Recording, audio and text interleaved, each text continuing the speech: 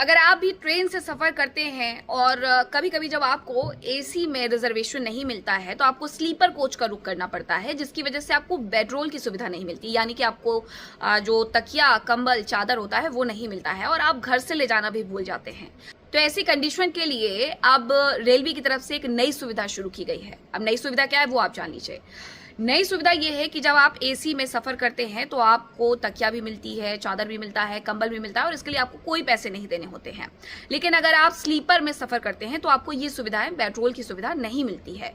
अब ये कहा गया है रेलवे की तरफ से कि वो बेडरोल की सुविधा शुरू कर रही है, जिसके लिए आपको एक नॉमिनल सी फी देनी होगी, क्योंकि ये ऑन डिमांड होगा। ऑन डिमांड आपको पेमेंट भी करना होगा। अगर आप 20 रुपए देते हैं तो आपको चादर मिलेगा।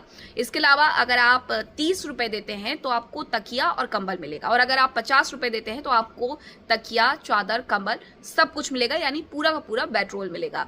अब ये सुविधा उनके लिए बहुत अच्छी हो सकती है जो सफर करने के दौरान अपने साथ घर से ये तमाम चीजें लेकर के नहीं जाना चाहते हैं और अपने सफर को सुविधाजनक बनाना चाहते हैं। रेलवे की तरफ से ये भी कहा गया है कि अभी ये ट्रायल बेसिस पर है और अगर अच्छा रिस्पॉन्स मिलता है तो सभी ट्रेनों में इस सुविधा को शुरू कर दिया जाएगा।